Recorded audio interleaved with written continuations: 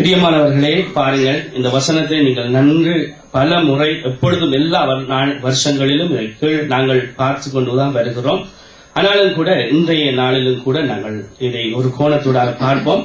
வருஷத்தை உம்முடைய நன்மையால் முடிசூட்டுகிறீர், உமது பாதைகள் நெய்யாய் பொழிகிறது. பிரியமானவர்களே, நாங்கள் ஒவ்வொரு வருஷம் பிறக்கும் போதும் எந்த மனுஷனாய் இருந்தாலும் சரி, அந்த மனுஷன் என்ன நினைக்கிறான் என்று சொன்னால், அந்த வருஷம் நன்மையினாலே சென்ற வருஷம்தான் இப்படி கழிந்து விட்டது, இப்படியாக நான் தொலைத்து விட்டேன், அல்லது அந்த வருஷத்திலே சென்ற வருஷத்திலே நான் மிஸ் பண்ணின காரியங்கள், எனக்கு நடக்காத காரியங்கள், நான் பிழைவிட்ட காரியங்கள், நான் செயல்படுத்த முடியாமல் போன காரியங்களை இந்த புதிய ஆண்டிலாவது நான் அதை செயல்படுத்த வேண்டும் என்ற ஒரு நம்பிக்கையுடன் தான் எந்த மனுஷனை நீங்கள் எடுத்தாலும் அங்கே காலடி எடுத்து வைக்கிறதை நாங்கள் பார்க்கிறோம். பிரியமானவர்களே, ஆகவே ஆனால் ஆண்டவர் சொல்லுகிறார், ஆண்டவருடைய வசனம் இப்படி எங்களை நோக்கி வருகிறது. பாருங்கள், வருஷத்தை உம்முடைய நன்மையால் முடிசூட்டுகிறேன், உமது பாதைகள் நெய்யாய் பொழிகிறது என்று சொல்லி.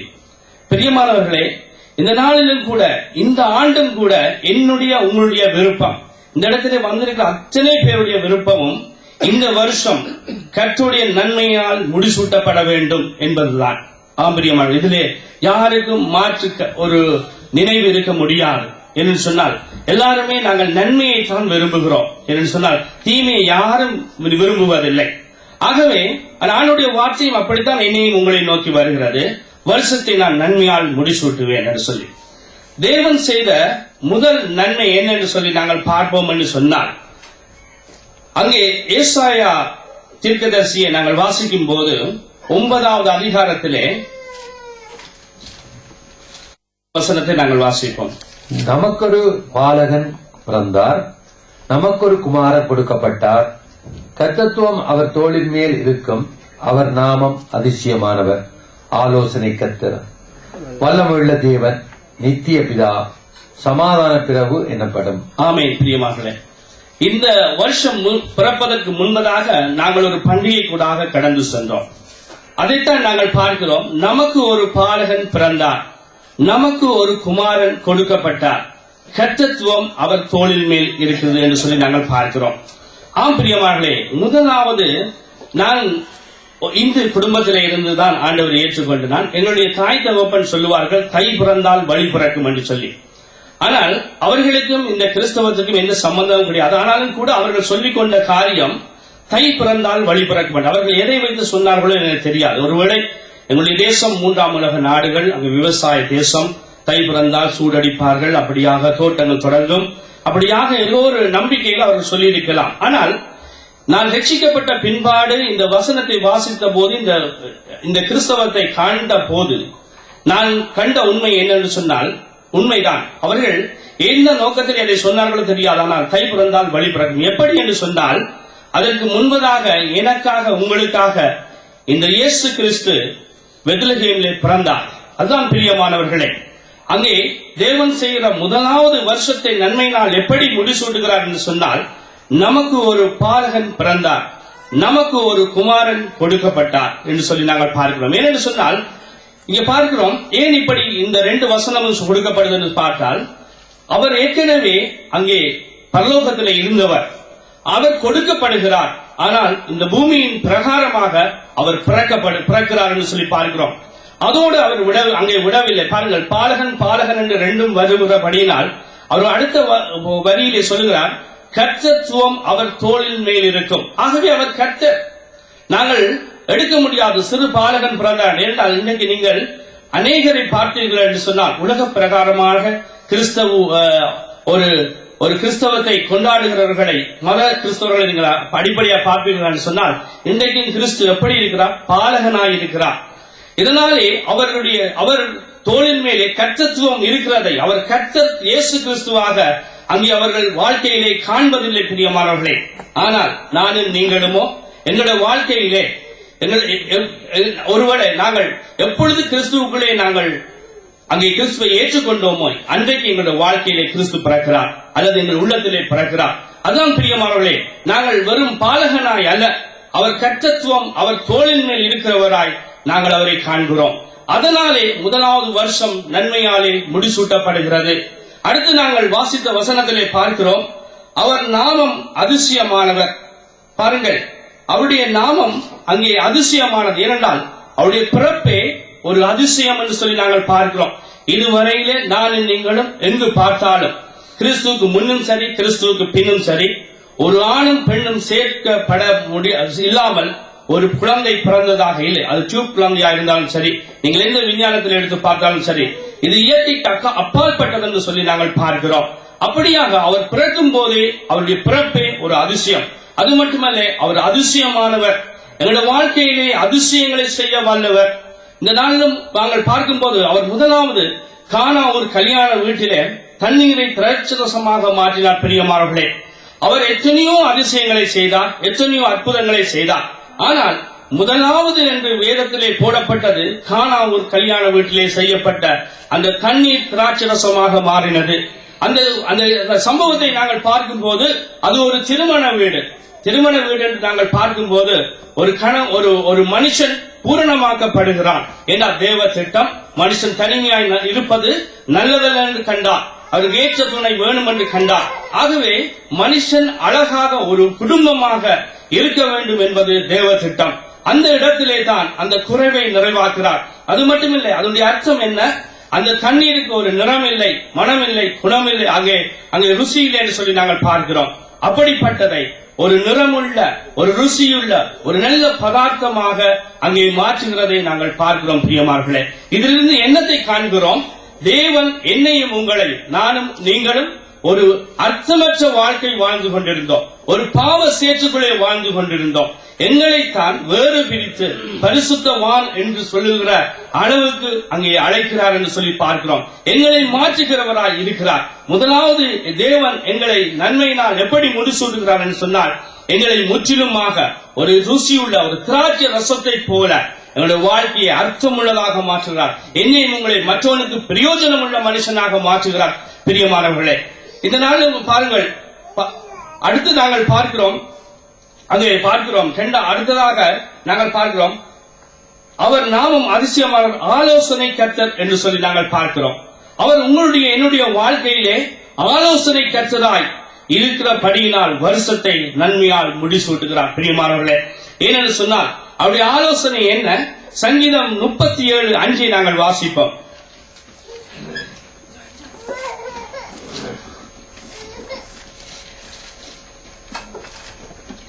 கர்த்தருக்கு ஒப்புவித்து அவர் மேல் நம்பிக்கையாயிரு, அவரே காரியத்தை வாய்க்க பண்ணுவார். பாருங்கள், உன் வழியை கர்த்தருக்கு ஒப்புவித்து அவர் மேல் நம்பிக்கையாயிரு, அவரே காரியத்தை வாய்க்க பண்ணுவார்.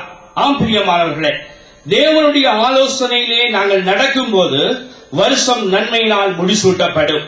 நீங்கள் யோசிக்கலாம், நாங்கள் ரட்சிக்கப்பட்ட நாங்கள் பல ஆண்டுகளாக ஆண்டவருக்குள்ளே ஏற்றுக்கொண்டு ஓடுகிற நாங்கள் ஒருவேளை யோசிக்கலாம், இந்த வசனம் நமக்கு நன்றாய் பாடம் நன்றாய் தெரியும்.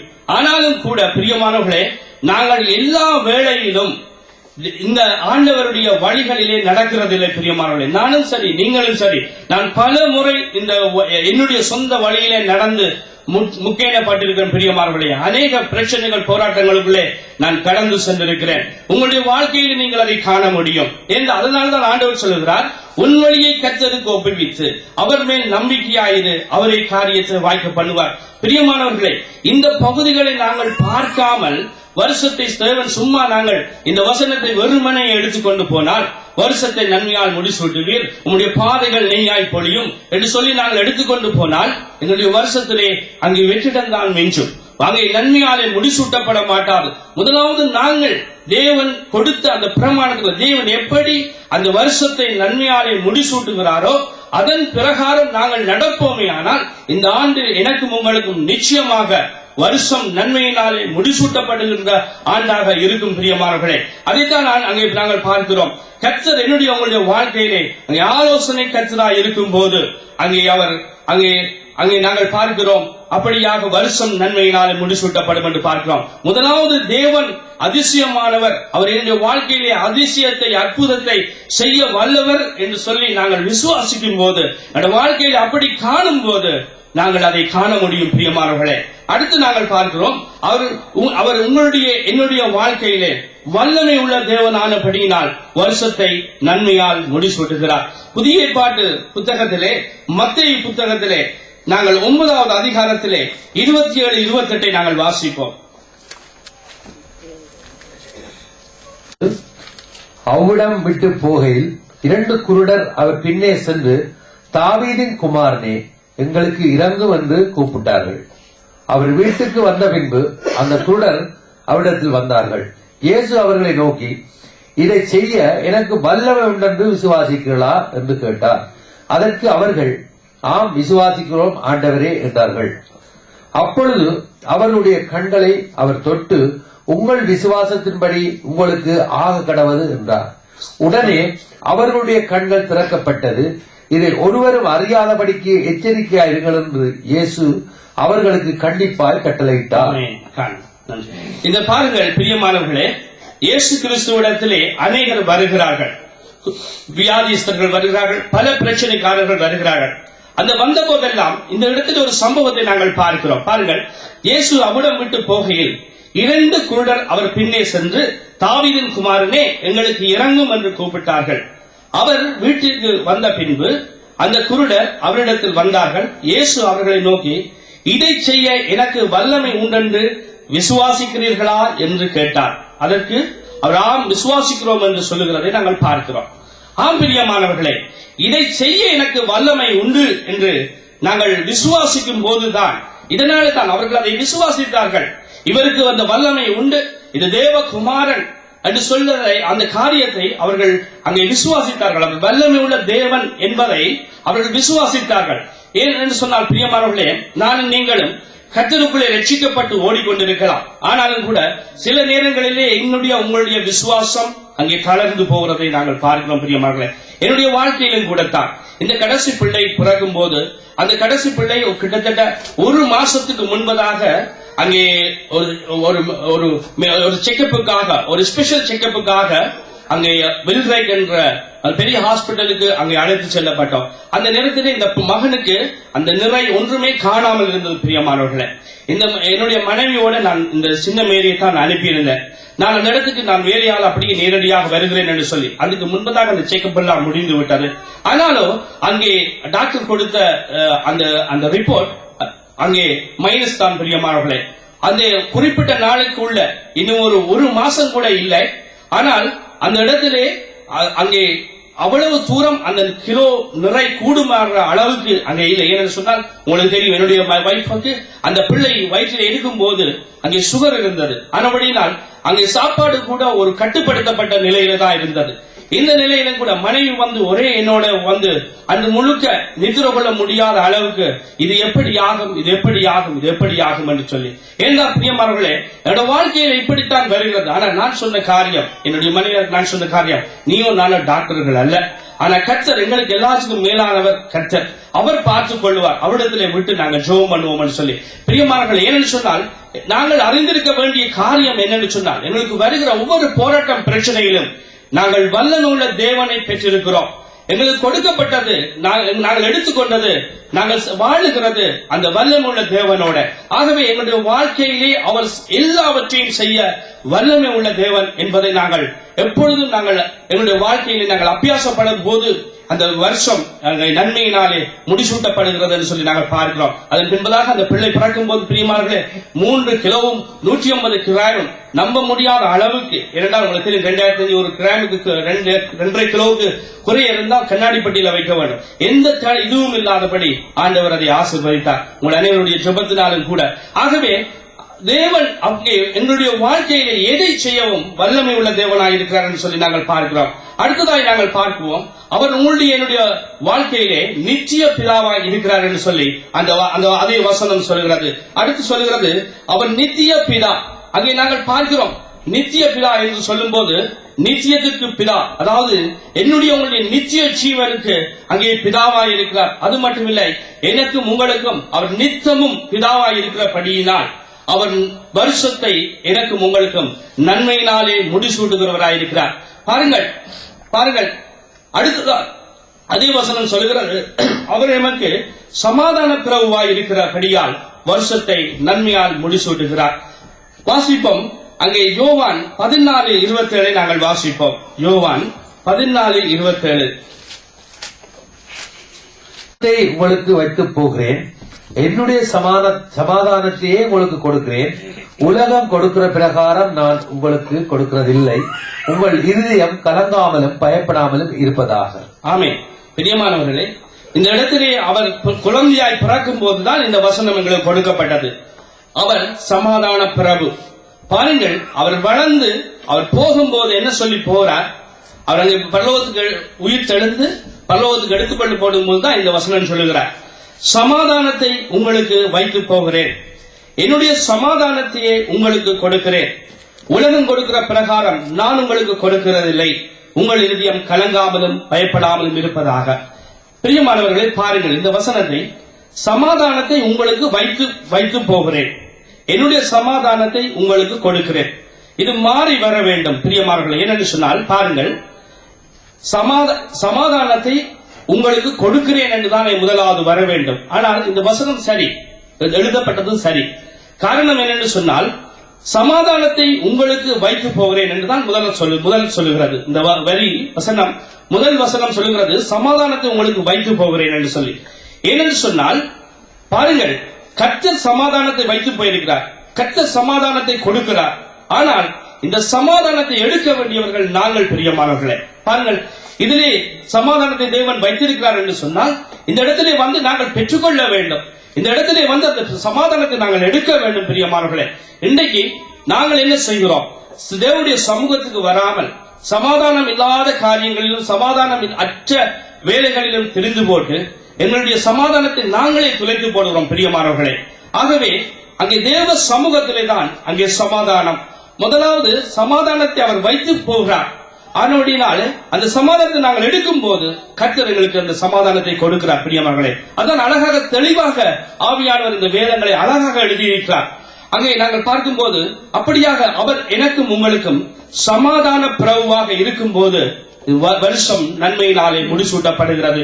பிரியமானவர்களே, ஆகவே நாங்கள் பார்க்கிறோம், எவர்களுடைய வாழ்க்கையிலே இயேசு பிறக்கிறாரோ, இது நான் உங்களுக்கு முதல் மாதிரியாகவே நான் இதை உங்களுக்கு காண்பிக்கிறேன். முதலாவது, எவருடைய வாழ்க்கையிலே கர்த்தர் பிறக்கிறாரோ, எவர்கள் இயேசுவை ஏற்றுக்கொள்கிறார்களோ அவர்களுக்கு இந்த வருஷம் நன்மையினாலே முடிசூட்டப்படுகிறது என்று சொல்லி நாங்கள் பார்க்கிறோம். நீங்கள் அப்படியான சொல்லலாம், நானும் நீங்களும் எவ்வளவோ காலம் நாங்கள் இதை ஏற்றுக்கொண்டு ஆண்டவருக்காக ஆண்டவருடைய பிள்ளைகளாக நாங்கள் வாழுகிறோம் என்று சொல்லி இதை குறித்து நாங்கள் பின்பதாக பார்ப்போம். இந்த இடத்திலும் அநேக புதிய பிள்ளைகள் நீங்கள் இருக்கிறீர்கள். ஒருவேளை இந்த பாலகனை நீங்கள் ஏற்றுக்கொள்ளாமல், கிறிஸ்து இயேசுவை நீங்கள் சொந்த இரட்சகராக ஏற்றுக்கொள்ளாமல் இருந்தால், இன்றைக்கு நீங்கள் ஏற்றுக்கொள்ள போது இந்த நாளிலும் கூட அவர் உங்கள் இந்த வருஷத்தை அவர் உங்களுக்கு நன்மையாய் அங்கே முடிசூட்ட வல்லவராய் இருக்கிறார் என்று சொல்லி நாங்கள் பார்க்கிறோம். அதைத்தான் இந்த லூக்கா சுவிசேஷத்திலே கூட நாங்கள் வாசிக்கிறோம். லூக்கா 2:10 நாங்கள் வாசிக்கும் போது,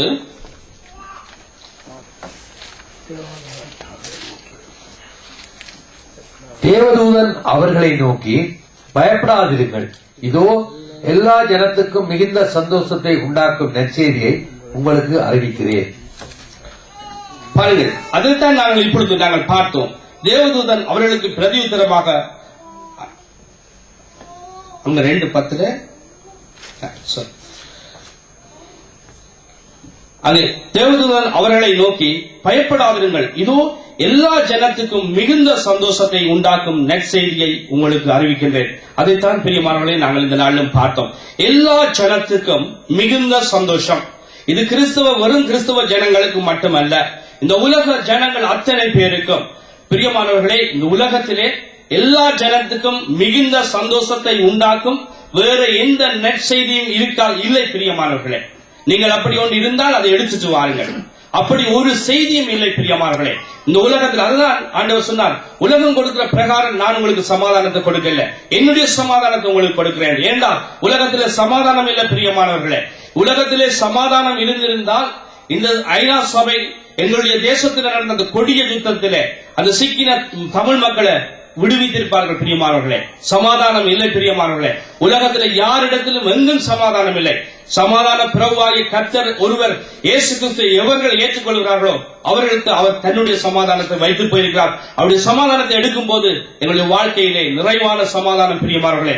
ஆகவே இதுதான் நற்செய்தி. இதைத்தான் நாங்கள் பார்த்தோம். நமக்கு ஒரு பாலகன் பிறந்தார், நமக்கு ஒரு குமாரன் கொடுக்கப்பட்டார் என்று சொல்லி, இதுதான் எல்லா ஜனத்துக்கும் மிகுந்த சந்தோஷம் உண்டாக்குகிற ஒரு நல்ல செய்தி, பிரியமானவர்களே. ஆகவே முதலாவது இந்த பகுதியை நாங்கள் பார்த்த பகுதி, எவர்கள் எந்த மனுஷர்கள் உண்மையாக இயேசு கிறிஸ்துவுக்காக அவரை ஏற்றுக்கொண்டு வாழ்கிறார்களோ அவருடைய வாழ்க்கையிலே இந்த ஆண்டு அவர் நன்மையினாலே அவர் முடிசூட்ட வல்லவர், அந்த வசனத்துக்கு அவர் உண்மை உள்ளவராக இருக்கிறார், பிரியமானவர்களே. இந்த நாளிலும் கூட நாங்கள் பார்ப்போம், இன்னுமாக ஒரு காரியத்தை நாங்கள் பார்ப்போம். இங்கே பாருங்கள், மரியாளுக்கு தேவன் நன்மையால் வருடத்தை நன்மையால் முடிசூட்டினார். ஒரு சில மனுஷர்களை நாங்கள் பார்த்து எங்களை ஒப்புக் கொடுத்து நாங்கள் இந்த நாளிலே நாங்கள் ஜெபிக்க போறோம். முதலாவதாய் பாருங்கள், மரியாள் சொல்லுகிறார். லூக்கா 1 அதிகாரம் 49வது வசனத்திலே வாசிப்போம். வல்லமை உடையவர் மகிமையானவைகளை எனக்கு செய்தார், அவருடைய நாமம் பரிசுத்தம் உள்ளது. பிரியமானவர்களே, பாருங்கள், வல்லமை உடையவர் மகிமையானவைகளை எனக்கு செய்தார், அவருடைய நாமம் பரிசுத்தம் உள்ளது. பாருங்கள், இந்த மரியாள் சொல்லுகிறாள், வல்லமை உடையவர் மகிமையானவைகளை எனக்கு செய்தார். பிரியமானவர்களே, இன்றைக்கு வசனத்தை நாங்கள் தியானிக்கும் போது, வருஷத்தை நன்மையால் முடிசூட்டுகிறேன், உமது பாதைகள் நெய்யாய் பொழிகிறது என்று பார்க்கிறோம். இந்த மரியாளுக்கோ தேவன் நன்மைக்கு மேலாக மகிமையானவற்றை செய்தாள் என்று இந்த மரியாள் சொல்லுகிறார். இந்த மகிமையானது என்பது நன்மையை காட்டிலும் ஒருபடி மேலானது. இந்த மரியாள் சாதாரணமாக நன்மையை சொல்லவில்லை, நன்மையை காட்டிலும் ஒருபடி மேலான மகிமையானவற்றை வல்லமை உள்ள தேவன் எனக்கு செய்தார், அவருடைய நாமம் பரிசுத்தம் உள்ளது என்று சொல்லி தேவனுக்கு அங்கே சொல்லுகிறதை நாங்கள் பார்க்கிறோம். ஆகவே இந்த மரியாளுக்கு தேவன் இப்படி செய்ததற்கு என்ன காரணம், இதைத்தான் நாங்கள் பார்க்க போறோம். இந்த நாளிலும் கூட அப்படி நாங்கள் வாழ இந்த நாளிலும் ஒப்புக் கொடுக்க தேவன் எங்களுக்கு கிருபை கொடுப்பாராக. முதலாவது நாங்கள் பார்ப்போம், லூக்கா 1:38 வாசிப்போம். அதற்கு மரியாள், இதோ நான் ஆண்டவருக்கு அடிமை, உம்முடைய வார்த்தையின்படி எனக்கு ஆக கடவது என்றாள். அப்பொழுது தேவதூதன் அவளிடத்திலிருந்து போய்விட்டான். ஆமென். பெரியமார்களே, அதற்கு மரியாள், இதோ நான் ஆண்டவருக்கு அடிமை. எந்த இடத்தில் இதை சொல்லுகிறாள் என்று சொன்னால், அங்கே காபிரியல் தூதன் வந்து அங்கே மரியாளை பார்த்து, அங்கே அந்த 28வது வசனத்திலே வாசிக்கும் போது, அவள் இருந்த வீட்டில் தேவதூதன் பிரவேசித்து, கிருபை பெற்றவளை வாழ்க, கர்த்தர் உன்னுடனே இருக்கிறார் என்று சொல்லி இப்படியாக இந்த காரியத்தை சொல்லுகிறார். நீ கர்ப்பவதியாகி ஒரு குமாரனை பெறுவாய், அவருக்கு இயேசு என்று பெயரிடு என்று சொல்லி அங்கே சொன்ன போது மரியாள் சொன்ன காரியம்தான் இந்த வாசனம். அங்கே 38 நாங்கள் வாசிக்கிறோம். அதற்கு மரியாள், இதோ நான் ஆண்டவருக்கு அடிமை. பிரியமானவர்களே, பாருங்கள், என்னையும் உங்களையும் அல்லது சாதாரணமா ஒரு மக்களை போய் இயேசு கிறிஸ்துவை ஏற்றுக்கொள்ளுங்கள், அவர்தான் மெய்யான தேவன், உங்களுடைய பாவங்களை மன்னிக்கிறவர், உங்களுக்காக மரித்தவர், அவர் உங்களுக்கு நித்திய ஜீவனை கொடுக்கிறார் என்பதெல்லாம் சொல்லும் போது சர்வ சாதாரணமாக யாரும் அங்கே ஏற்றுக்கொள்கிறவர்கள் மிக குறைவாக இருக்கிறார்கள் என்று சொல்லி பார்க்கிறோம்.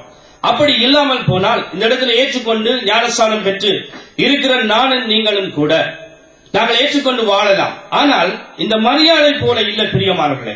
ஏனென்றால் பாருங்கள், அதற்கு மரியாள், இதோ நான் ஆண்டவருக்கு அடிமை. அடிமை என்பது அங்கே எந்த சுயாதீனமும் அவருக்கு அங்கே இருக்க முடியும் இல்லை என்று சொல்லி பார்க்கிறோம். அங்கே ஆகாரம் எங்களுக்கு தெரியும், ஒரு நல்ல உதாரணம். அவள் ஒரு சிறு இளம் பெண், அவள் அடிமையாய் கொடுக்கப்பட்டவள். இந்த ஆபிரகாம் குடும்பம் தாங்கள் நினைச்சபடி நடத்திட்டு அவளுக்கு ஒரு குழந்தையை கொடுத்து அவளை வனாந்தரத்துக்கு துரத்தி விட்டுட்டார்கள்.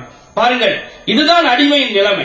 ஒரு வேலைக்காரனை எடுத்தா கூட அவன் 8 மணிக்காலமோ 4 மணிக்காலமோ அந்த 8 மணிக்காலம் 4 மணிக்காலம் வேலை செய்யும் போதுதான் அந்த பாசுக்கு கீழ்ப்படிவான். அது பிறகு அவன் சுயாதீனன், அது பிறகு அவன் தன் பாகத்திலே போய் கொண்டிருப்பான். ஆனால் இந்த மரியாள் சொல்லுகிற காரியம், நான் ஆண்டவருக்கு அடிமை. இதனால நானும் நீங்களும் கர்த்தருக்கு, அதாவது உலக பிரகாரம் மாதிரியான அடிமையா இருக்க வேண்டும் என்பது அல்ல. அதாவது இதனுடைய அர்த்தம் என்ன, உண்மையான அர்த்தம் என்னன்னு சொன்னால், என்னுடைய சுய விருப்பு வெறுப்பு இங்கே இல்லை, கர்த்தருடைய விருப்பமே, அதுதான் அடிமை என்று சொல்லுகிறான். ஏனென்றால் கர்த்தர் ஆண்டவர் இன்னைக்கு நான் நீங்கள் என்ன ஆவியை பெற்றிருக்கோம்? புத்திர சுவீகார ஆவியை பெற்றிருக்கோம். அப்பா பிதாவை என்று அழைக்கிற புத்திர சுவீகார ஆவியை நாங்கள் பெற்றிருக்கோம். நாங்கள் ஒருவரும் அடிமைகள் அல்ல. ஆனால் இந்த இடத்திலே நாங்கள் மரியாதை பார்க்கும் போது நாங்கள் எங்களை எப்படியாய் ஒப்புக் கொடுக்கிறோம்? ஏனென்று சொன்னால், நீங்க பாருங்கள், நான் நீங்களும் ரட்சிக்கப்பட்டு பல ஆண்டுகள் வாழுகிறோம், ஓடுகிறோம். ஆனால் எத்தனை காரியத்தை தேவனுக்கு பிரியமில்லாமல் செய்கிறோம். என்னுடைய வாழ்க்கையிலும் சரி, உங்களுடைய வாழ்க்கையிலும் சரி. சிந்தித்து பாருங்கள். அடிமை அப்படி செய்ய முடியுமா? இல்லை. ஆகவே நாங்கள் தேவனுக்கு முழுமையாக, அதாவது தேவனின் உம்முடைய விருப்பமே என்னுடைய விருப்பம் என்று சொல்லி, எனக்கென்று ஒரு விருப்பம் இல்லை, அப்படியாக நாங்கள் அடிமை போல ஒப்புக் கொடுக்கிறதில்லை பிரியமார்களே. ஆனால் இந்த மரியாள் அப்படி ஒப்புக் கொடுத்தார். இதனாலே தான் தேவன் இவருடைய வாழ்க்கையிலே அந்த மகிமையானதை செய்தார், அல்லது நன்மையானதை செய்தார். அந்த வருஷத்தை நன்மையாலே முடிசூட்டினார் என்று சொல்லி நாங்கள் பார்க்கிறோம். ஏனென்று சொன்னால் பாருங்கள், பவுல் சொல்லும்போது என்ன சொல்லுகிறார்? இனி நான் அல்ல, இயேசுவே என்னில் வாழ்கின்றார். பாருங்கள் பிரியமானவர்களே, இது எப்படி பாருங்கள், பவுல் வாழ்ந்து கொண்டுதான் இருக்கிறார். ஆனால் பவுல் சொல்லுகிறார், இனி நான் அல்ல, இயேசுவே என்னில் வாழ்கிறார். என்றால் என்னுடைய ஆசை இச்சைகளை நான் இயேசுவோட அங்கே சிலுவையிலே அறைந்தவனாய் வாழ்கிறேன். இதுதான் உண்மை. அங்கே இதுதான். இனி நான் அல்ல, இயேசு என்றால் இவருடைய ஆவி இல்லையா? இயேசு அங்கே பார்க்கிறோம், அங்கே பவுல் தான் வாழ்கின்றார். ஆனால் பவுல் இப்படியாய் சொல்லுகிறார், இனி நான் அல்ல, என்னுடைய விருப்பு வெறுப்பு அல்ல, இயேசுவே என்னிலே வாழ்கின்றார் என்று சொல்லி. அப்படிவாங்க முதலாவது தன்னை அடிமையாக ஒப்புக் கொடுத்த ஒரு வாழ்க்கை. அதாவது நான் அதான் உங்களை விளங்கப்படுத்தி சொன்னேன். அடிமை என்பது அதாவது தன்னுடைய விருப்பு வெறுப்பு அல்ல, கர்த்தருடைய விருப்பு வெறுப்பை அங்கு பெற்றவளாக வாழுகின்றாள் என்று சொல்லி நாங்கள் பார்க்கிறோம். இரண்டாவது நாங்கள் பார்க்கும்போது அதே வசனம் லூக்கா 1:38 உம்முடைய வார்த்தையின்படி எனக்கு ஆக கடவது என்றார். பாருங்கள் பிரியமானவர்களே, உம்முடைய வார்த்தையின்படி எனக்கு ஆக கடவது. இதை நாங்கள் எப்படி பார்க்கிறோம் என்று சொன்னால், உம்முடைய வார்த்தையின்படி வெறும் நான் ஒப்புக் கொடுத்தால் மட்டும் போதார். சரி, அடிமையை போல என்னுடைய விருப்பம் இல்லைங்க, எல்லாம் ஆண்டவருடைய விருப்பம் என்று சொல்லி போட்டு நான் அவள் இருக்கவில்லை. அங்கே தேவனுடைய சித்தத்தை தன்னுடைய வாழ்க்கையிலே நடைமுறைப்படுத்தினாள் என்று பார்க்கிறோம். உன்னுடைய வார்த்தையின்படி ஆக கடவது என்றால் என்னென்ன என்னுடைய வாழ்க்கையில நிகழப்போதோ அது எல்லாம் நிகழட்டும், அதுக்கு அதை நான் நிகழ்த்துகிறேன், அதை நான் நடைமுறைப்படுத்துகிறேன். இரண்டாவது, தேவ சித்தத்தை தன்னுடைய வாழ்க்கையிலே நடைமுறைப்படுத்தினாள் என்று சொல்லி நாங்கள் பார்க்கிறோம். இதனாலே தான் இந்த மரியாள் சொல்லக்கூடியதா இருந்துச்சு, வல்லமையுடையவர் மகிமையானவைகளை எனக்கு செய்தார். அந்த ஆண்டு அவளை தேவன் நன்மையினாலே முடிசூட்டினதுக்கு இந்த காரியங்கள் தான் பார்க்கிறோம். மூன்றாவது நாங்கள் பார்க்கிறோம், வாசிப்போம், லூக்கா 1:46. அப்பொழுது மரியாள், என் ஆத்துமா கர்த்தரை மகிமைப்படுத்துகிறது. பாருங்கள் பிரியமார்களே, அப்பொழுது மரியாள் என் ஆத்துமா கர்த்தரை மகிமைப்படுத்துகிறது என்று சொல்லுகிறார். பாருங்கள், இந்த மரியாள் எப்படி சொல்லி இருக்க வேண்டும்? மரியாள், நான் கர்த்தரை மகிமைப்படுத்துகிறேன். ஆனால் பாருங்கள், ஆவி ஆத்துமா சரீரம் இவளுக்கு பிரிச்சு சொல்றான். மரியாள் சொல்கிறாள், என் ஆத்துமா கர்த்தரை மகிமைப்படுத்துகிறது என்று. இதனுடைய அர்த்தம் என்ன? பாருங்கள், ஏசாயா தீர்க்கதரிசி சொல்லுகிறார், இவர்களோ என் வாயினால் என்னை துதிக்கிறார்கள், இருதயமோ தூர இருக்கிறது என்று சொல்லி. இதைத்தான் அங்கே மரியாள் அழகாக சொல்லுகிறார். தன் இருதயத்தின் ஆழத்திலிருந்து கர்த்தரை மகிமைப்படுத்தினார். பிரியமானவர்களே, வெறும் உதட்டளவிலே அல்ல, அங்கே இருதயத்தின் ஆழத்திலிருந்து கர்த்தரை அங்கே துதித்தாள் என்று சொல்லி இங்கே நாங்கள் பார்க்கிறோம். இதனாலே தான் அங்கே அந்த வருஷம் அவளுக்கு நன்மையினாலே முடிசூட்டப்பட்டது என்று சொல்லி பார்க்கிறோம். அடுத்து நாங்கள் பார்க்கும்போது லூக்கா 1:47 கூட, என் ஆவி என் இரட்சகராகிய தேவனில் களி கூறுகிறது. பாருங்கள், என் ஆவி என் இரட்சகராகிய தேவனில் களி கூறுகிறது. ஆம் பிரியமானவர்களே, ஆவி எப்பொழுதும் தேவன் தந்த தீபமாய் இருக்கிறது. இந்த ஆவியை அவித்து போடாதிருங்கள் என்று பவுல் எங்களுக்கு புத்தி சொல்லுகிறார். ஆகவே இந்த மரியாள் எப்பொழுதும் இந்த ஆவி தேவனுடன் களி கூறுகிறதாய், தொடர்பு பட்டதாய், இவள் எப்பொழுதும் ஆவிக்குரிய ஒரு பிள்ளையாய், ஒரு ஆவியிலே நிறைந்த மகளாய், அங்கே ஆவியினாலே நடத்தப்படுகிறவர்களாய் இவள் அங்கே வாழ்க்கை நடத்துகிறாள். இந்த காரணங்களினாலே தான் இந்த மரியாளுக்கு தேவன் மகிமையானதை அங்கே செய்தார் என்று சொல்லி நாங்கள் பார்க்கிறோம். இந்த மரியாள் என்ன நிலையிலே இதை செய்தார் என்று ஒரு கொஞ்சத்தை நாங்கள் பார்ப்போம். இவற்றை எந்த சந்தர்ப்பத்திலே அங்கே செய்தார் உங்களுக்கு நன்றாய் தெரியும். மரியாள் யோசேப்புக்கு நியமிக்கப்பட்ட பெண், ஒரு இளம் வாலிப பெண், இன்னமும் திருமணமாகாத பெண். ஆகவே இவள் யோசேப்புக்கு அங்கே நியமிக்கப்பட்ட நேரத்தில் தான் இந்த காபிய தூதன் வந்து சொல்லுகிறார், நீ ஒரு குமாரனை பெறுவாய், அது குமாரனை இயேசு என்று பெயரிடுவாய், இப்படியாக சொல்லுகிறார். அந்த நேரத்தில் அவள் இந்த யோசேப்பு இதை அறிந்தால் இதை தள்ளிவிடுவான் என்பதை பார்க்காமல் தேவ சித்தத்துக்கு நான் அடிமை என்றும் அங்கே நீ சொன்னபடி அது என்னுடைய வாழ்க்கையிலே நடைமுறைப்படட்டும் என்றும் அந்த நிலையிலும் கூட என் ஆத்துமா கர்த்தரை துதிக்கிறது என்றும் என் ஆவி கர்த்தரோடு மகிழ்ச்சியா இருக்கிறது என்றும் சொல்லுகிறதை நாங்கள் பார்க்கிறோம். பிரியமானவர்களே, பாருங்க, சாதாரணமா ஒரு நானும் நீங்களும் அந்த இளம் பெண்ணா இருந்திருந்தால், நாங்கள் ஆணா இருந்தாலும் அந்த அவளுடைய சிச்சுவேஷனை வச்சு பார்த்தால் நாங்கள் என்ன சொல்லியிருப்போம், தேவதூதரே வேறு யாருக்கு கிடைக்கலையா, என்ற வாழ்க்கையில மண்ணள்ளி போட வந்தீங்க, இப்பதான் ஒரு வெளிநாட்டு மாப்பிள்ளை மாதிரி நல்ல மாப்பிள்ளை கிடைச்சிருக்கு யோசேப்பு. ஏனால் யோசேப்பை பற்றி நீங்க படிக்கும் போது அவன் நீதிமான் என்று சொல்லி வேதம் தெளிவாய் சொல்லுகிறது. இப்படி ஒரு நல்ல வாழ்க்கை அமைஞ்சு அங்கே கல்யாணம் நடக்க போற நிலையில இருக்கிற நேரத்தில் வந்து இப்ப நான் கற்பவதி ஆனால் எந்த ஆம்பளை ஏற்றுக்கொள்வான், எந்த மனுஷன் ஏற்றுக்கொள்வான், நிச்சயமா தள்ளி விடுவான். என்னுடைய வாழ்க்கை அப்ப சின்னாபின்னமா போயிடும்.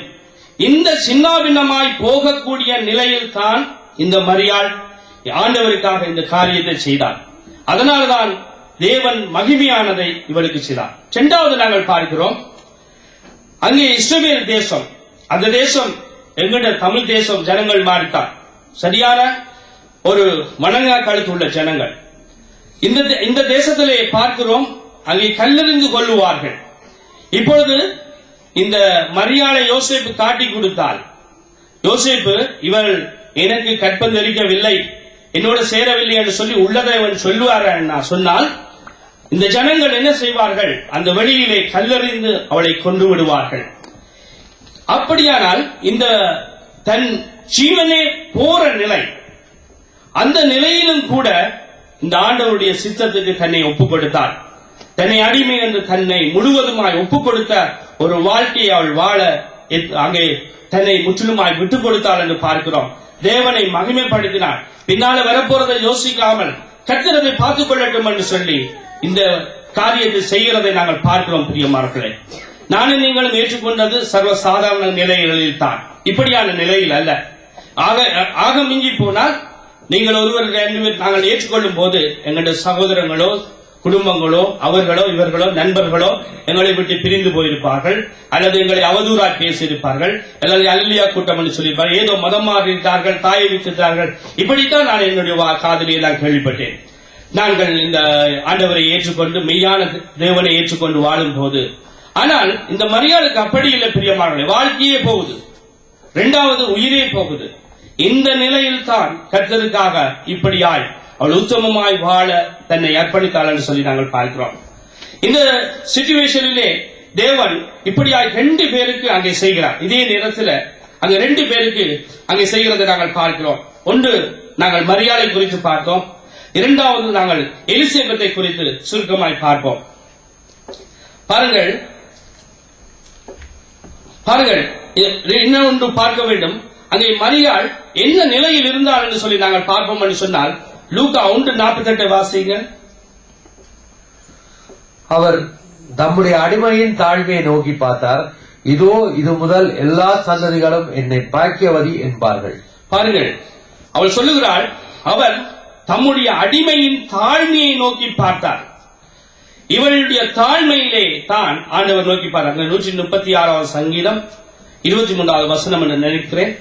தாழ்மையிலே எங்களை நோக்கி பார்த்தவரை துதியுங்கள், அவர் கிருபை என்றும் உள்ளது என்று அங்கே நாங்கள் வாசிக்கிறோம். ஆகவே இவள் தாழ்மையான நிலையில் இருக்கும் போது ஆண்டவர் அங்கே இவளை நோக்கி பார்த்தார். இந்த மரியாள் தாழ்மையில் இருந்தவள். அப்படியாக ஏனென்று சொன்னால் நாங்களும் அப்படித்தான், நானும் நீங்களும் அப்படித்தான். தாழ்மையிலே துரத்தப்பட்டவர்களாய், அங்கே அந்நியர்களாய், அங்கே அகதிகள் என்ற முத்திரை குத்தப்பட்டவர்களாய்த்தான் இருந்த எங்களைத்தான் தாய் தகப்பன் எல்லாரையும் இழந்த நிலையிலே இப்படியாக தனித்து விடப்பட்ட நேரங்களிலே தான், தாழ்மையிலே தான் கர்த்தர் என்னையும் உங்களையும் நோக்கி பார்த்தார் என்று சொல்லி நாங்கள் பார்க்கிறோம். ஆகவே இந்த எலிசபெத்தை குறித்தும் ஒரு சில பகுதிகளை நாங்கள் பார்ப்போம். பாருங்கள், லூக்கா எலிசபெத்தினுடைய வாழ்க்கையிலும் கூட ஆண்டவர் இந்த நன்மையானதை அங்கே அந்த வருஷம் முடிசூட்டினார். அங்கே லூக்கா 1:24 நாங்கள் வாசிக்கும் போது, அந்நாட்களுக்கு பின்பு அவன் மனைவியாய் எலிசபெத்து கர்ப்பவதியாகி ஜனங்களுக்குள்ளே எனக்கு உண்டாயிருந்த நிந்தையை நீக்கும்படியாக கர்த்தர் இந்த நாட்களில் என்மேல் கடாட்சம் வைத்து எனக்கு இப்படி செய்தார் என்று சொல்லி 5 மாதம் வெளிப்படாதிருந்தாள். ஆமென். பிரியமானவர்களே, இந்த எலிசபெத்துடைய வாழ்க்கையை நீங்கள் பார்த்தாலும் கூட இந்த எலிசபெத்து, சகரியா இவர்கள் 2 பேருமே கர்த்தருக்கு ஊழியர்கள். அதுவும் அங்கே ஆசாரியன் அவன் சகரியா. இந்த நிலையிலே இவர்கள் வயது சென்றவர்கள், இவர்களுக்கு குழந்தை இல்லை. எலிசபெத் வயது சென்ற மலடியாயிருக்கிறார். இந்த நிலையில தான் அந்நாட்களுக்கு பின்பு அவன் மனைவியாகி எலிசபெத் கர்ப்பவதியாகி ஜனங்களுக்குள்ளே எனக்கு உண்டாயிருந்த நிந்தியை நீக்கும்படியாக கர்த்தர் இந்த நாட்களில் என்மேல் கடாட்சித்தார் என்று சொல்லி சொல்லுகிறதை நாங்கள் பார்க்கிறோம். ஆகவே இந்த எலிசபெத்துக்கும் சகரியாவுக்கும் இருந்த காரியம் என்னன்னு சொன்னால், ஜனங்களுக்குள்ளே நிந்தை, இதை கர்த்தர் நீக்கினார். ஏன்னு சொன்னால் நீங்களும் நானும் அப்படித்தானே.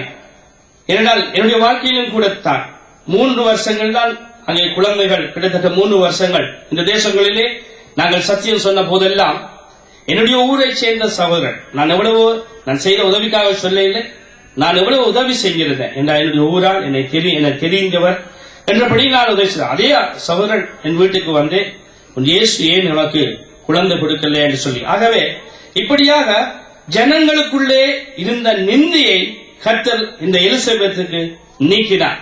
அதனாலே அந்த வருஷம் நன்மையினாலே அங்கே முடிசூட்டப்பட்டது அந்த சகரியா குடும்பத்துக்கு என்று சொல்லி நாங்கள் பார்க்கிறோம். இந்த நாளிலும் கூட பாருங்கள், இன்றைய நாளிலும் கூட இப்ப எங்களுடைய வாழ்க்கையில, உங்கள் ஒவ்வொருடைய வாழ்க்கையிலும் ஒருவேளை இதை நேரடியாக நாங்கள் குழந்தைக்காக எடுத்துக்கொள்ளாமல் போனாலும் என்னுடைய உங்களுடைய வாழ்க்கையிலே தேவனால கூடாதது ஒன்றுமில்லை என்று சொல்லி நாங்கள் பார்க்கிறோம். இதற்காகத்தான் இந்த பகுதிகளை தேவன் அங்கே எழுதி வைத்திருக்கிறார். என்னன்னு சொன்னால் பாருங்கள், இந்த மரியாளை வந்து தேவதூதன் சந்தித்த போது இந்த மரியாள் கேட்கிறாள், இது எப்படி ஆகும் என்று சொல்லி. ஏனென்றால் அவள் கேட்பது சரி. ஏனென்றால் ஏற்கனவே புருஷன் அங்கே நியமிக்கப்பட்டிருக்கு, ஆனால் இவளுக்கு இன்னும் திருமணமாகவில்லை. பாருங்கள் 34வது வசனத்திலே, அதற்கு மரியாள் தேவதூதனை நோக்கி, இது எப்படி ஆகும், புருஷனை அறியேனே என்றாள்.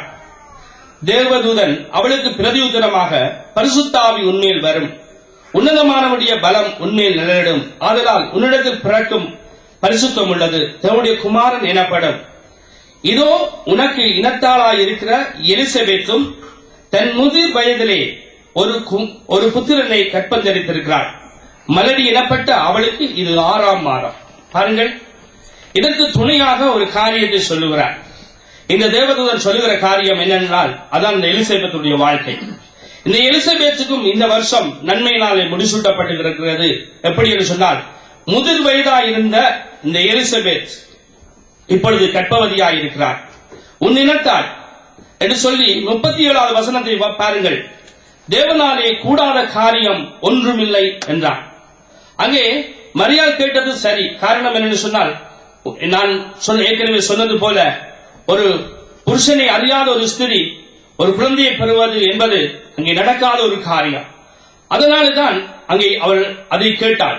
அதற்கு அவளுக்கு அங்கே உதவி செய்யும்படி, அந்த விசுவாசத்தை அங்கே வர்த்திக்கப்படும்படி, என்றால் அவள் அதை முறையாக கேட்டாள். அதாவது இது எப்படி நடக்கும் என்பதுதான். அங்கே அவள் அவிசுவாசப்படவில்லை.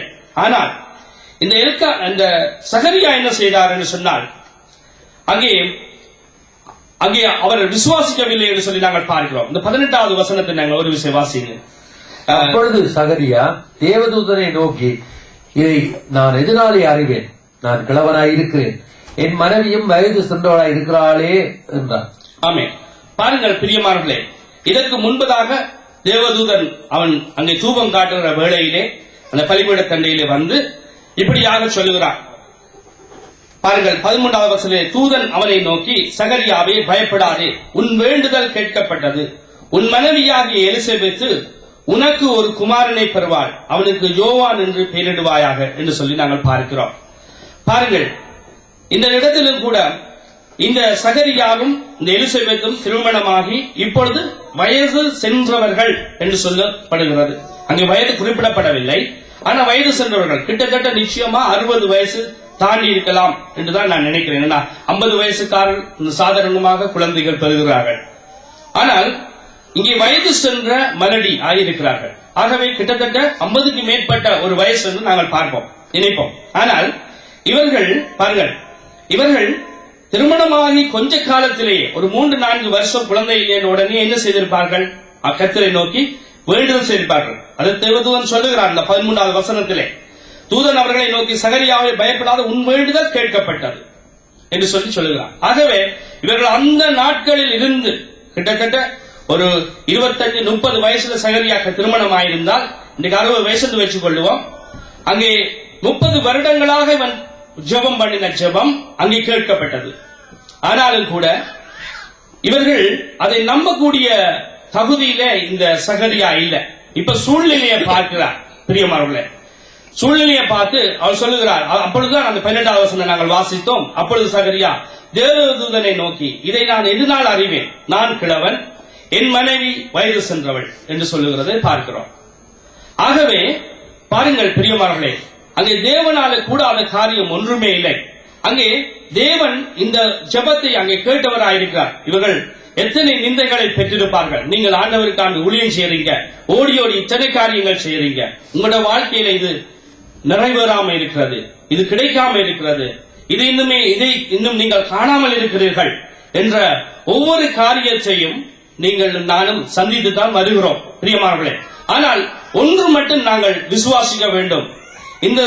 இந்த சகரியா குடும்பத்துக்கு எவ்வளவு காலமாக அந்த வயது சென்றவர்களாகும் வரைக்கும் தேவன் அந்த ஜெபத்தை கேட்டுக்கொண்டே பேசாமல் இருந்திருக்கிறார். அதனால எங்களுக்கு அது இல்லை என்று நாங்கள் முடிவெடுக்க கூடாது. இந்த சகரியா அப்படித்தான் முடிவெடுத்தார். இப்ப பாருங்க, தேவதூதனுக்கே மறுமொழி சொல்றார். இப்ப நானும் கிழவன், அவளும் கிழவி என்று சொல்லுகிறதை நாங்கள் பார்க்கிறோம் பிரியமானவர்களே. இவர் சூழ்நிலையை பார்த்து அங்கே முடிவெடுக்கிறதை நாங்கள் பார்க்கிறோம்.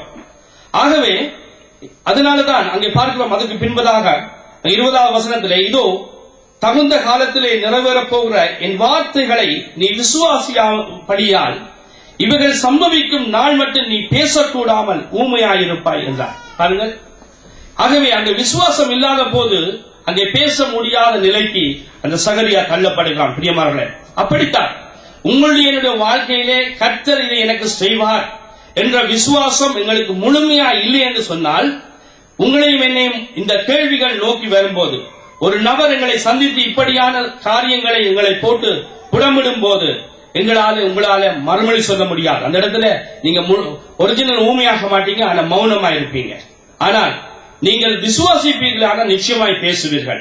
என்றால் என் கர்த்தர் எனக்கு கட்டாயமாய் தருவார் என்றால் இந்த வேதத்திலே நாங்கள் அநேக காரியங்களை நாங்கள் பார்க்கிறோம். அதனாலதான் இதை சொல்லி இந்த காரியத்தை 36வது வசனத்திலே இதை சொல்லி அந்த முதிர் வயதான இந்த குடும்பத்துக்கு இப்பொழுது 6வது மாசம் அவர்களுக்கு குழந்தை கிடைக்க இருக்கிறார்கள் என்று சொல்லி 37வது வசனத்திலே தேவதூதன் சொல்லுகிறான், தேவனாலே கூடாதது ஒன்றுமில்லை பிரியமானவர்களே. உங்களுடைய என்னுடைய வாழ்க்கையில நீங்கள் கடந்து வந்த பாதைகளிலே தேவனாலே கூடாத காரியம் ஒன்றுமில்லை. ஒருவேளை தாமதிக்கலாம், ஒருவேளை அது இல்லை என்ற நிலை போல சூழ்நிலைகள் பார்க்கலாம், எல்லாம் முடிந்தது போல. பாருங்க, சகரி அதைத்தான் பார்த்தார். சகரி அதை நேரடியாக சொல்லுகிறார். இந்த நாளிலும் கூட உங்களுடைய வாழ்க்கையில என்னுடைய வாழ்க்கையில இப்படியாக தேவன் இந்த வருஷத்தை அவர் நன்மையாய் முடிசூட்ட அவர் வல்லவராய் இருக்கிறார் என்பதை நானும் நீங்களும் விசுவாசிக்க வேண்டும் என்பதே இந்த சகரியாவுடைய காரியமாக இருக்கிறது பிரியமானவர்களே. அவன் தேவனுக்கு பயந்தவன் தான், தேவனுக்காக ஊழியம் செய்கிறவன் தான். இப்படி பலிபீடத்தில் நிற்கிறான், தேவதூதனை காண்கிறான், அவனோட கூட இப்படி பேசுகிறான் பிரியமானவர்களே. ஆகவே இந்த நாளிலும் கூட நாங்கள் இன்னுமாக வருஷங்களை நன்மையால முடிசூட்டின இன்னும் 2 பேரை சுருக்கமாய் நாங்கள் பார்ப்போம். ஏனென்றால் உங்களுடைய என்னுடைய வாழ்க்கையிலே அநேக வருஷங்கள் வீணாய் போய்விட்டது, அதை நாங்கள் ஒத்துக்கொள்ள முடியும். அதிலே ஒரு மனுஷன் முதலாவது நாங்கள் பார்ப்போம். சங்கீதம் 31:10 தாவீது.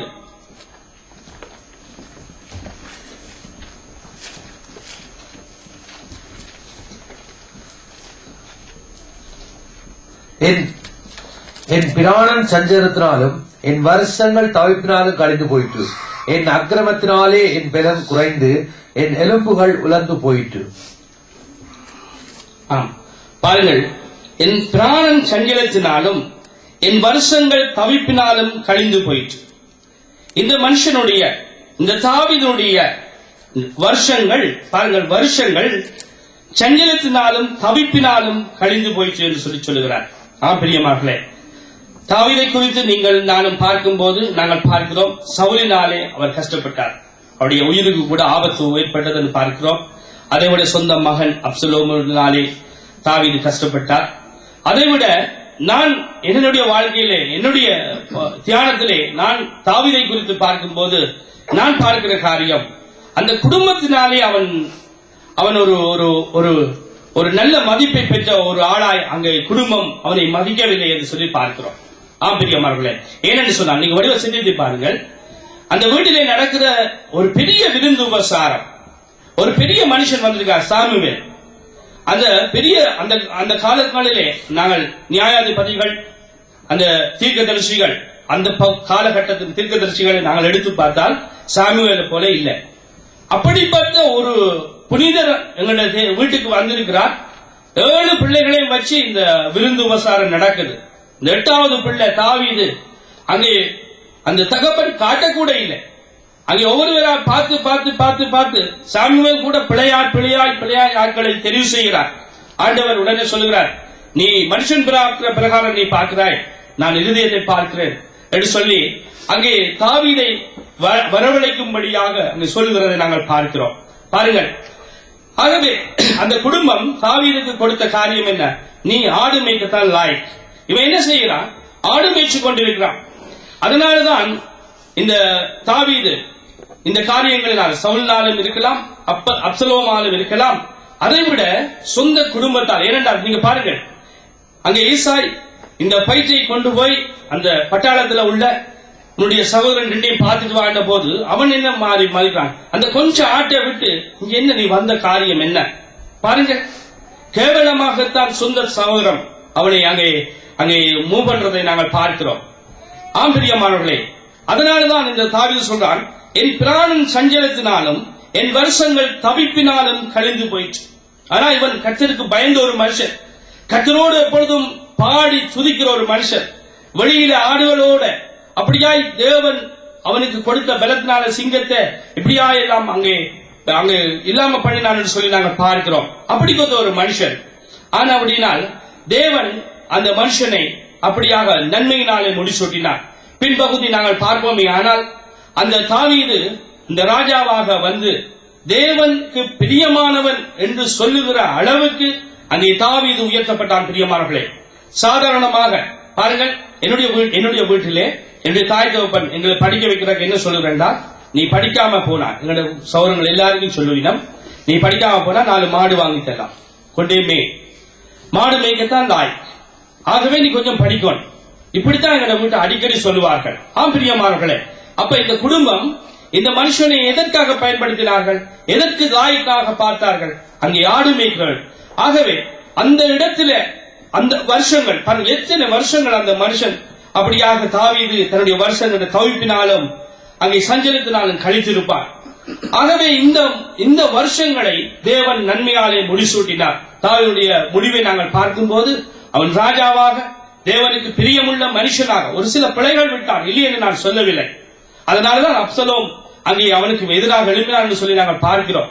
அதனாலதான் அந்த பட்டியம் அவனுடைய வீட்டை விட்டு விலகாம இருந்தது என்று சொல்லி நாங்கள் பார்க்கிறோம். அவன் ஒரு பிழையை செய்தான். ஆனாலும் கூட உடனே சிறு பிள்ளையை போல அங்கே நாத்தான் வந்து சொன்ன உடனே நாத்தானை வெட்டி எறிந்திருக்க முடியும். ஆனால் அது சிறு பிள்ளையை போல தன்னை ஒப்புக் கொடுத்து, ஆண்டவரே உம்முடைய சமூகத்தை விட்டு என்னை தள்ளாமலும் உம்முடைய ஆவியை என்னிடத்திலிருந்து எடுத்துக் கொள்ளாமலும் இரும் என்று சொல்லி அப்படியாக தேவனோடு உறவாடுகிற ஒரு நல்ல மனுஷனை நாங்கள் தாவீதை பார்க்கிறோம். ஆகவே தாவீதுடைய வாழ்க்கையிலே தேவன் வருஷத்தை நன்மையாலே முடிசூட்டினார். இதே போல இன்னொரு மனுஷனை நாங்கள் பார்ப்போம். சங்கீதம் 90:9 நாங்கள் மோசேயை குறித்து வாசிக்கிறோம். எங்கள் நாட்கள் எல்லாம் உமது கோபத்தால் போய்விட்டது, ஒரு கதையை போல் எங்கள் வருஷங்களை கழித்து போட்டோம். ஆம் பிரியமானவர்களே, இந்த மோசே என்ன சொல்லுகிறார்? எங்கள் நாட்கள் எல்லாம் உமது கோபத்தால் போய்விட்டது, ஒரு ஒரு கதையை போல் எங்கள் வருஷங்களை கழித்து போட்டோம். ஆம் பிரியமானவர்களே, இந்த மோசேனுடைய வாழ்க்கையிலும் நாங்கள் பார்த்தால் 40 வருஷம் அந்த அரண்மனையிலே ராஜ வாழ்க்கை வாழுகிறார். இந்த மனுஷன் நல்லா படிச்ச மனுஷன், ஒரு இன்ஜினியர். இவன் கட்டிடக்கலை, அந்த எகிப்தை கட்டி முடிச்ச மனுஷன் இவங்க தான். இந்த மனுஷன் அந்த எகிப்திய சாஸ்திரங்களிலே நீங்கள் மெட்ஸ் எடுத்துக்கொண்டால், மெட்ஸ்ல உள்ள பெரிய பெரிய அறிஞர்கள் எல்லாம் அங்கே எகிப்திலே இருந்தவர்கள் என்று நாங்கள் படிக்கும் போது நாங்கள் பார்த்திருக்கிறோம். அப்படியாக எல்லா சாஸ்திரங்களிலும் கணிதங்கள், அந்த வான சாஸ்திரங்கள் எல்லாம் படித்து தேர்ந்த ஒரு மனுஷன். இந்த மனுஷன் சொல்லுகிறார், எங்கள் நாட்கள் எல்லாம் உமது கோபத்தால் போய்விட்டது, ஒரு கதையை போல எங்கள் வருஷங்களை கழித்து போட்டோம். ஒரு கதையை போல வருஷம் போயிட்டு பாருங்கள். அந்த 40 வருஷ வாழ்க்கையில இந்த மனுஷன், இந்த மோசே வளரும் போது இந்த மோசைக்கு தெரியும் தான் யார் என்று, எபிரேயன் என்று தெரியும். இந்த அடிமைத்தனத்திலிருந்து ஒரு நாளைக்கு இந்த யெகோவா, இந்த எபிரேய கடவுள் இந்த மக்களை விடுதலை ஆக்குவார் என்பது இவருக்கு தெரியும். என்றால் இவர் வளர்த்தது சொந்த தாய். ஆகவே அதெல்லாம் உங்களுக்கு நன்றாய் தெரியும். ஆகவே இந்த மனுஷன் அப்படியாக அதற்கான முயற்சியிலே சொந்த பலத்திலே இறங்கினார். அதனால்தான் ஒரு எகிப்தியரை வெட்டினார். அதனால்தான் அதிலிருந்து ஓட வேண்டி வந்தது. அப்பொழுது அவர் ஓடும் போது என்னத்தை நினைத்து ஓடினார்? இந்த 40 வருஷ காரியம் எல்லாம் வேஸ்டா போயிடுச்சு, நான் இது என்னால முடியாது என்று சொல்லித்தான் இப்ப மாமாண்ட ஆட்டை மேய்க்கிறார். மாமா மகளை கொடுத்து இப்ப மருமனா சேர்த்துக்கொண்டு எத்துறோ. இப்பொழுது 40 வருஷம் ஆடு மேய்க்கிறார். அந்த 40 வருஷ சுகபோக வாழ்க்கையில இருந்து அந்த படிச்ச பட்டங்கள் எல்லாம் போய் பாருங்க. ஆடு மேய்க்கிறது என்று சொன்னால், நான் என்னுடைய வீட்டிலே நான் ஒரு 2-3 ஆடுகள் நான் வளர்த்திருக்கிறேன். எனக்கு ரொம்ப பிரியமான ஒரு காரியம். இந்த வேதத்தோடு அதை வைக்கலாம் நான் ஒப்பிட்டு பார்ப்பேன்.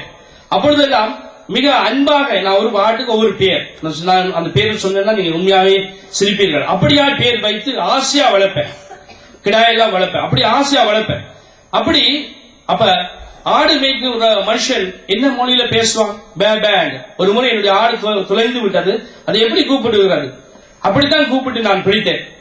அங்கே அப்படியாக இந்த மனுஷன் தன்னுடைய எல்லா அந்த ஞானத்தையும் விட்டு இப்பொழுது ஆட்டோட பேசுகிற ஒரு மனுஷனாய் 40 வருஷம் ஆடு மேய்க்கிறான்.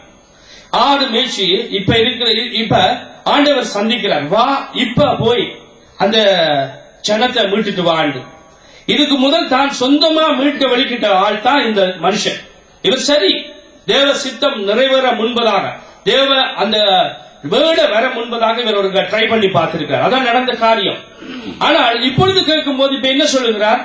நான் திக்குவா என்று சொல்கிறார். ஆனால் நீங்க முன்னுக்கு வாசிச்சீங்க என்று சொன்னா, அந்த 40 வருஷம் அரண்மனை வாக்கில அவன் வாக்கிலும் செயலிலும் வல்லவன். அப்படிப்பட்ட ஒரு படிச்ச மேல அவன், அப்படிப்பட்ட மனுஷன் இன்னைக்கு சொல்றான், எனக்கு திக்குவாய், இது என்னால முடியாதுன்னு சொல்லி. இதனால தான், ஏனென்றால் இப்ப மோசே எதை வைத்து சொல்லுகிறார்? இந்த 40 வருஷம் ஆடு மேய்ச்சதை வச்சு சொல்லுகிறார், என்னுடைய வருஷம் ஒரு கதையை போல போயிட்டுன்னு சொல்லி. ஆம் பிரியமானவர்களே, உங்களுடைய வாழ்க்கையும் அப்படித்தான். என்னுடைய வாழ்க்கையை எடுத்தாலும் அப்படித்தான் சொல்ல முடியும். 23 வருஷம் இலங்கை தேசத்திலும், 2 வருஷம் அங்கே சுவிஸ்ல, 5 வருஷம் ஜெர்மனில, இங்க கிட்டத்தட்ட 10 வருஷம். இப்படி ஒரு கதையை போல ஓடியாச்சு, கதையை போல போயிட்டோம். ஆனாலும் கூட ஒவ்வொருடைய வாழ்க்கையை எடுத்தாலும் 18 வருஷம் 20 வருஷம் நான் ஒருவரையும் கேட்கும் போதும் பெரிய பெரிய காரியங்களை சொல்லுகிறார்கள். அப்படியாக எல்லாருடைய வாழ்க்கையை பார்த்தாலும் ஒரு கதை போல வாழ்க்கை ஓடி போயிருக்கிறது. இந்த ஆண்டாவது உங்களுடைய வாழ்க்கையில தேவன் நிறைவான அந்த ஆசீர்வாதம், அந்த நாங்கள் வாசித்த சங்கீதத்தின்படி வருஷம் நன்மையால முடிசூட்டப்பட வேண்டும், அதுவும் 100% ஒரு நன்மையால முடிசூட்டப்பட வேண்டும் என்று சொல்லி நாங்கள் வாஞ்சிப்போம். இந்த நாளிலும் கூட கடைசியாக நாங்கள் பார்த்து முடிப்போம். ஆண்டவர் கடைசியாக சொல்லுகிற காரியம் என்னன்னு சொன்னால், ஏசாயா 43:18-19 வாசிங்க. முந்தினவைகளை நினைக்க வேண்டாம், பூர்வமானவைகளை சிந்திக்க வேண்டாம். இதோ நான் புதிய காரியத்தை செய்கிறேன், இப்பொழுதே அது தோன்றும், நீங்கள் அதை அறியீர்களா? நான் வனாந்தரத்திலே வழியையும் அவாந்தர வெளியிலே ஆறுகளையும் உண்டாக்குவேன். நான் ஸ்தோத்திரம். பாருங்கள், முந்தினவைகளை நினைக்க வேண்டாம், பூர்வமானவைகளை சிந்திக்க வேண்டாம். அதுதான் நான் சொன்னேன். இப்படியாக ஒவ்வொருடைய வாழ்க்கையிலும் கேட்டாலும் ஒன்று தாவீதை போல சொல்லுவீங்க, தவிப்பினாலும் சஞ்சலத்தினாலும் எங்கள் வாழ்க்கை காலங்கள் ஓடிவிட்டது.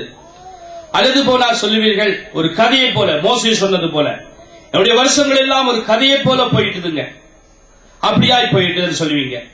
ஆனால் ஆண்டவர் சொல்லுகிறார், முந்தினவைகளை நினைக்க வேண்டாம், பூர்வமானவைகளை நீங்கள் சிந்திக்க வேண்டாம். இதோ நான் புதிய காரியத்தை செய்கிறேன், இப்பொழுதே அது தோன்றும், நீங்கள் அதை அறியீர்களா?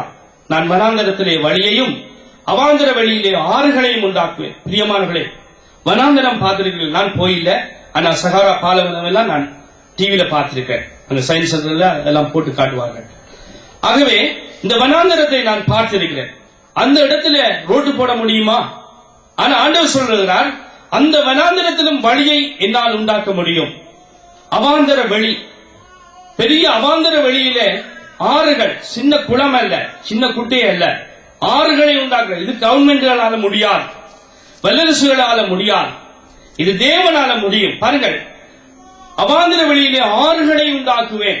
பாருங்கள், ஒரு குளத்தை உண்டாக்க முடியும். ஒருவேளை கவர்மெண்ட்களால ஒரு குளத்தை உண்டாக்கலாம், ஒரு ஒரு ஒரு பிளாக்னரை இடிக்கலாம், 300, 200, 600, 700 அடி மூலம் அப்படியாக இறக்கி செய்ய முடியும். ஆனால் இதை யாரும் செய்ய முடியாது பிரியமானவர்களே. ஆனால் கர்த்தர் சொல்லுகிறார், நான் வனாந்தரத்திலே வழியையும் அவாந்தர வழியிலே ஆறுகளையும் உண்டாக்குற தேவன், நான் உங்களுடைய வாழ்க்கையிலே புதிய காரியத்தை செய்வேன். அதனாலே வருஷம் நன்மையினாலே முடிசூட்டப்படும். நாங்கள் கடைசியாக நாங்கள் வாசிக்கிறோம் யோவேல் தீர்க்கதரிசி 2வது அதிகாரம் 23, 24, 25, 26 நாங்கள் வாசித்து முடிப்போம். 23 சீயோன் குமாரரே, உங்கள் தேவனாகிய கர்த்தருக்குள் மகிழ்ந்து களிவுங்கள். அவர் தக்கபடி உங்களுக்கு முன்மாரியை கொடுத்து உங்களுக்கு முன்மாரியை பின்மாரியை ஏற்கனவே வர்சிக்க பண்ணுவார். களம் தானியத்தால் நிரம்பும், ஆலைகளில் திராட்சரசமும் எண்ணெயும் அழிந்தோடும்.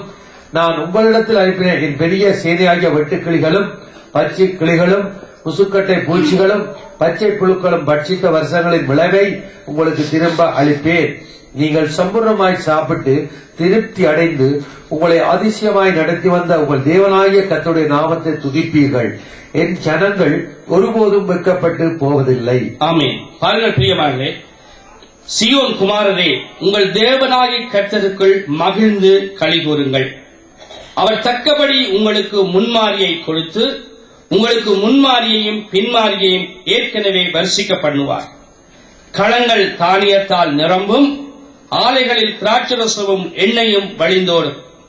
நான் உங்களிடத்தில் அனுப்பின என் பெரிய சேனையாகிய வெட்டுக்கிளிகளும் பச்சை கிளிகளும் முசுக்கட்டை பூச்சிகளும் பச்சை புழுக்களும் பட்சித்த வருஷங்களின் விளைவை உங்களுக்கு திரும்ப அளிப்பேன்.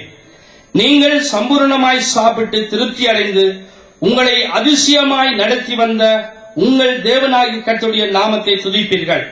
என் ஜனங்கள் ஒருபோதும் வெட்கப்பட்டு போவதில்லை.